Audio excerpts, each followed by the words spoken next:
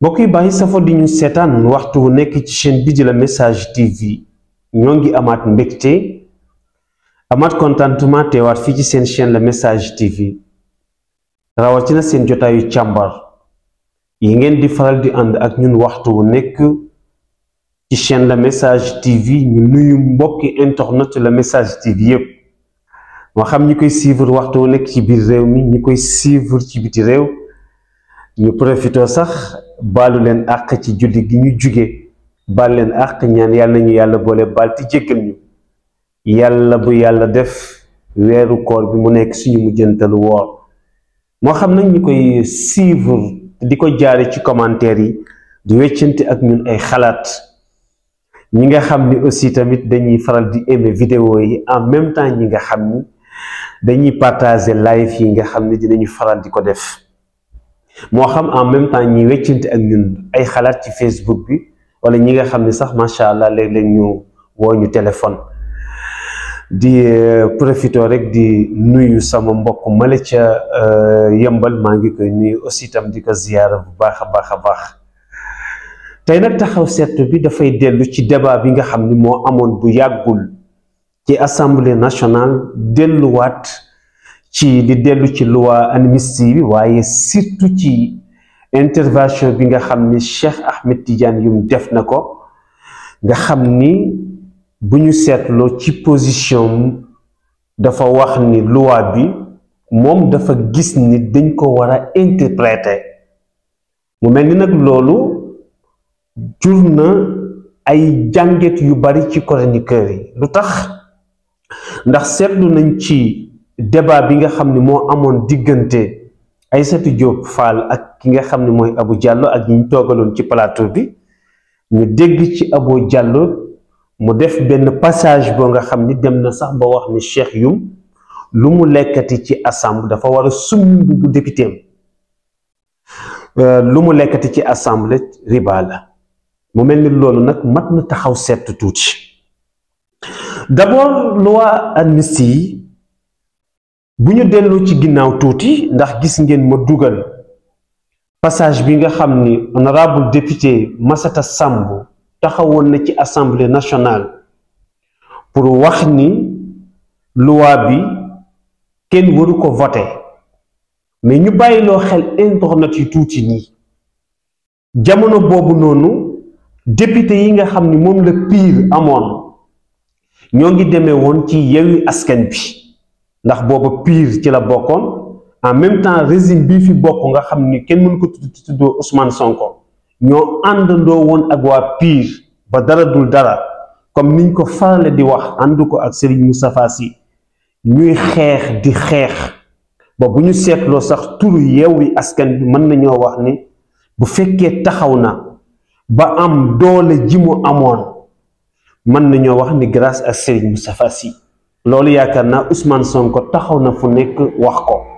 te jamono boobu noonu tamit dañu gis ni régime bi fi nekkoon muy régime mu Macky Sall boo xoolee li taxoon ñoom ñu bëggoon ñu voter loi bi pour raxas seen ginnaaw ndax xam na ni régime boobu vraiment li ci faatu ci ay bakken dafa bari trop kon ci jamono boobu noonu ñu xëy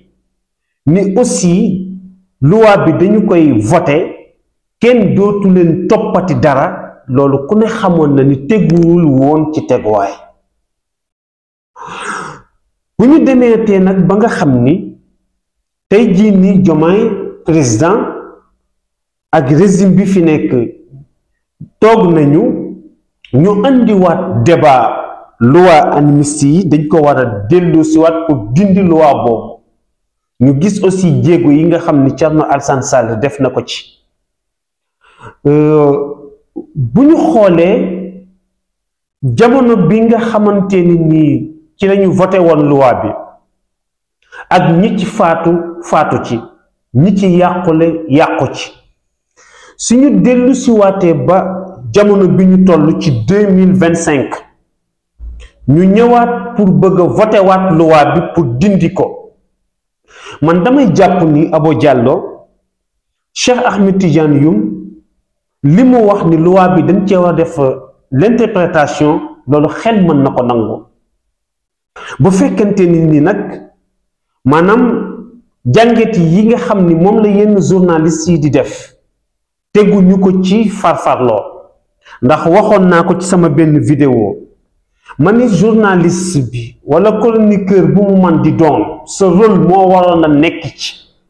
yow li am ngay jàngat fee yi te bañ ko teg ci farfarloo bañ ko teg ci fii laa far wala aussi tamit dama opposé kii te carrément bu ñu xoolee li xew ci Sénégal di ko gis ci yeneen jàng ñiy def faral di càmbar faral di def ay jàngat koo ci dégluwaat ko di nga mën a xam mais kii position fan la moo tax ñu néew ci journalistes yi tey ñu néew ci chroniqueurs yi tey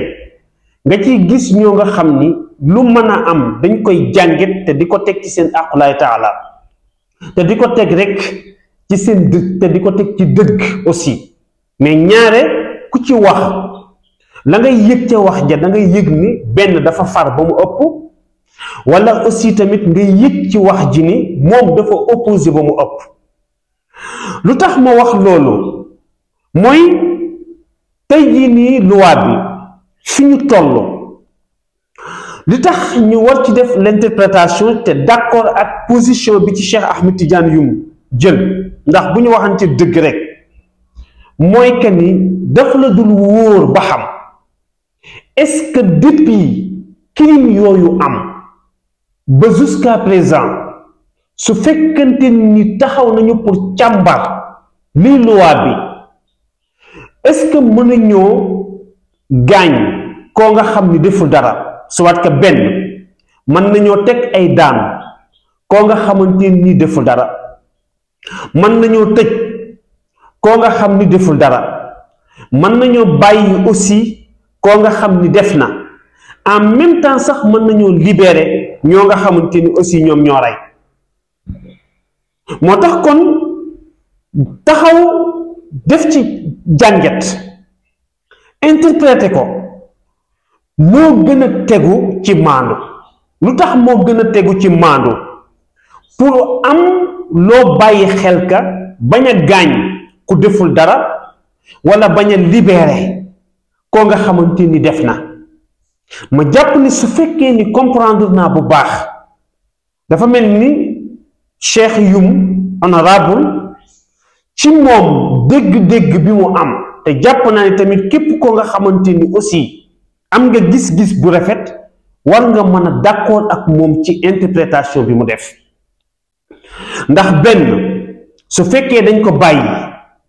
ñi ci loro ameel nañu leen àq ñi ci faatu aussi ameel nañu leen àq te li nekk yoon mooy ñu leeral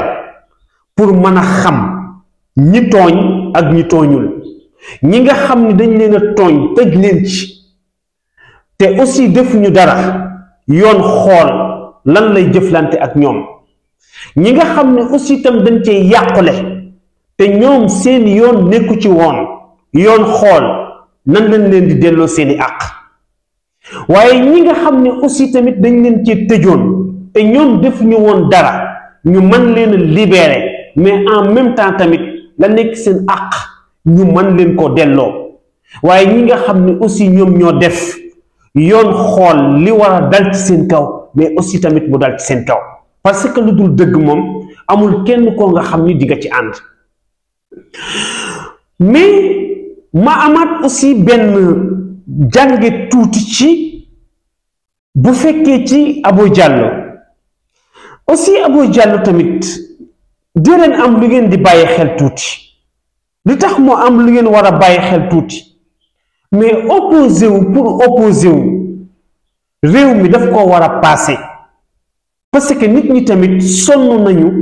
ci diggante nekk di opposé wu rekk ba kañ waxoon naa ko ci sama vidéo yi passé ma ni boo xoolee suñu assemblée nationale lu tax mënagul tegu ba tey ci teguwaay mooy parce que dafa am ñetti position yu fa taxawee position bu njëkk bi mooy ñi nga xamante ni nii dañoo bokkoon ci régime bi fi jóge muy régime mu Macky Sall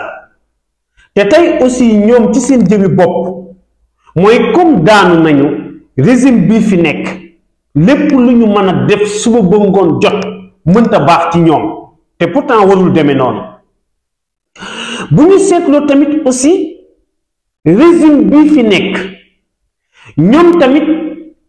dañu leen doon xaar pour aussi ñu indiwaat beneen changement bu bees ci assemblée nationale te loolu moo leen mën a may ñu mën di déglu askan bi joxe seeni xalaat duñu ci am xàjj ak seen. mooy bu fekkee ci ñoom nga bokk te xalaat bi nga joxe xalaat bu mën a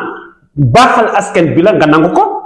mais aussi ñi bokk ci ñoom bu fekkee ni xalaat yi ñu joxe ay xalaat la yoo nga xam ni nekkul xalaat bu ñu mën a nangu ñu rejeté ko. mais li lay jaaxal ba léegi mooy même bu fekkee régime bi fi toog mais ku bokk ci ñoom xalaat boo mën a génne dañ koy nangu donte xalaat booba noonu nekkul xalaat buy jariñ askan. mais aussi ku bokkul ci ñoom xalaat bu mu mën a joxe donte xalaat ba xalaat bu mën a baaxal askan bi la nga rejeté ko. kon lan lañu gis ñuy opposé wu ak ñoo nga xamante ni aussi tamit ñoo nekk ci régime bi.